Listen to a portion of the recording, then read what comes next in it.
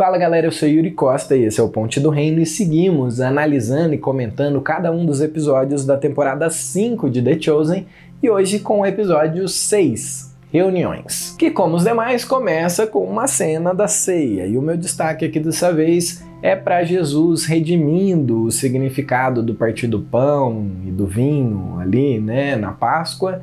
E o olhar dos discípulos quando ele fala coisas sobre seu corpo moído, seu sangue vertido. E claro, também sobre a visão que Jesus tem nessa cena de João Batista sentado na mesa junto com eles. Mais uma vez, né, o seriado está dando indícios aí dessas visões, como se Jesus estivesse vendo de uma forma sobrenatural através do Espírito Santo. E parece que é uma forma de o Pai se comunicar com ele. Rabbi, what are you smiling at?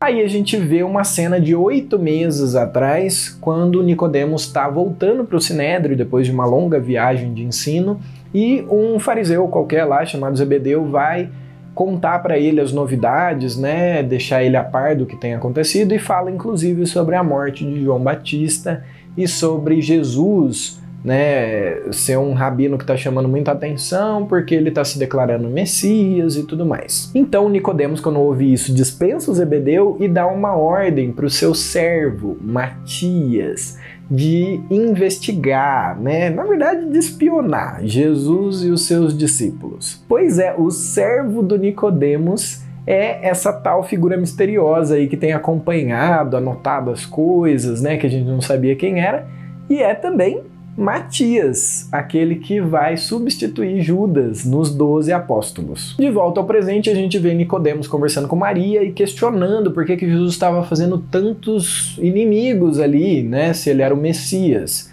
E a verdade é que Nicodemos acredita que ele é o Messias, porque todos os sinais que foram relatados para ele pelo Matias deixam isso claro. Só que ele preferia que Jesus fosse uma fraude, porque seria mais fácil de lidar com uma fraude, como ele já fez muitas outras vezes ao longo da sua vida. He saw the eyes of the blind opened, the ears of the deaf unstopped, the lame man leaping like deer, and the tongue of the mute singing for joy.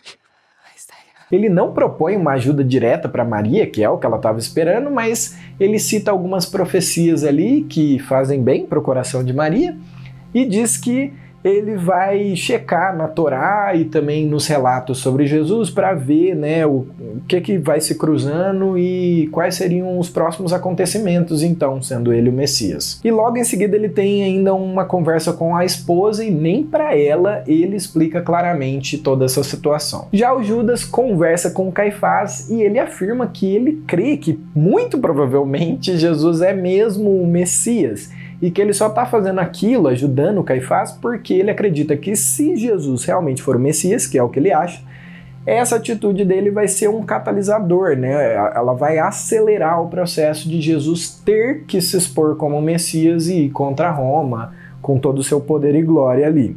But you must know something. I do believe that Jesus is most likely the Messiah. Eles combinam um preço pela informação do Judas, de onde que Jesus ia estar, e a princípio a oferta é de 20, depois vai subindo e tal, e para em 30 moedas de prata, que era o preço de um escravo. E o Judas resiste a princípio, mas o Caifás fala que se ele não aceitar aquela oferta, ele ia chamar os guardas do templo e eles iam extrair à força a informação de Judas. Então o Judas concorda em contar para o Caifás, dentro de 24 horas, o paradeiro exato de Jesus, com uma condição, desde que fosse num lugar reservado, silencioso, sem chamar muita atenção. E a cena termina com o Caifás dizendo para o Judas que essa era a oportunidade dele de fazer o nome Iscariotes entrar para a história. Mal sabe ele, né? Não só entrou, como o próprio nome Judas entrou, né? De forma que até hoje ninguém dá o nome Judas para os filhos. You survive all this and have a son. This could be your best chance for your family name to be remembered. Já o Áticos confronta o Cafne na cadeia para entender melhor por que ele estava agindo contra Jesus E aí ele acaba soltando o Cáfine, mandando ele continuar, porque ele vê no Cáfine um instrumento fácil de manipular. A gente vê também uma breve cena da Maria saindo da casa do Nicodemos, meio frustrada, porque ela não conseguiu a ajuda que ela queria, mas ao mesmo tempo meio confortada nas profecias que ela ouviu, que dão um encorajamento na fé dela. E aí a gente vê o Pilatos indo até o Caifás, né, agora que ele sabia, por meio do Áticos, que o Caifás estava planejando prender Jesus, e põe o sumo sacerdote contra a parede. Let me say to you, plain and simple, Caiaphas. If you go through with this, and tensions rise as a result, our alliance is over. Então, se virasse uma comoção, uma revolta essa história de prender Jesus, Roma ia retalhar o povo judeu como o Caifás já previa. A verdade é que Roma, nesse momento, não tinha problema nenhum com Jesus. Eles não queriam matar Jesus porque Jesus era uma figura claramente importante para muitos judeus e eles sabiam que se eles fizessem isso, tinha chance de gerar uma revolta e eles queriam evitar esse tipo de coisa. Mas os fariseus queriam matá-lo e eles precisavam prendê-lo e mudar a opinião pública para conseguir fazer isso. Na manhã seguinte, o Áticos faz uma ceninha ali, publicamente, para todo mundo ver, como se ele tivesse se enganado sobre o Cáfine e tudo mais. E o Zé vê tudo isso, assim, meio espionando a situação, e segue o Áticos, então, e acaba confrontando ele, perguntando algumas coisas para ele. Nessa conversa, o Áticos explica que ele estava ali na frente daquela prisão porque ele estava esperando um preso que estava sendo transferido naquele momento, um zelote chamado Barrabás. Você sabe já quem é esse cara, né? E aí ele diz que esse tal de Barrabás ia ser executado no dia seguinte, e que se Jesus desse algum tipo de problema para Roma, eles iam dar um jeito em Jesus também, ou pelo menos nos seus seguidores. E no final ele dá 2 espadas para o Zé e para os demais discípulos poderem se defender. Então as atitudes do Áticos talvez possam parecer para você meio confusas, porque de um lado ele está ajudando o Cáfine, do outro ele está ajudando os discípulos, mas a verdade é que o Áticos ele é muito esperto, então ele está se precavendo, seja qual for o resultado dessa treta iminente que vai acontecer com Jesus. O episódio termina com o Nicodemo sendo abordado pelo Yúsif na sua casa, enquanto ele cruzava algumas referências ali da Torá com os depoimentos sobre Jesus. O Yúsif está cobrando um posicionamento ali do Nicodemos, mas o Nicodemos responde que está tudo bem, calma, relaxa, porque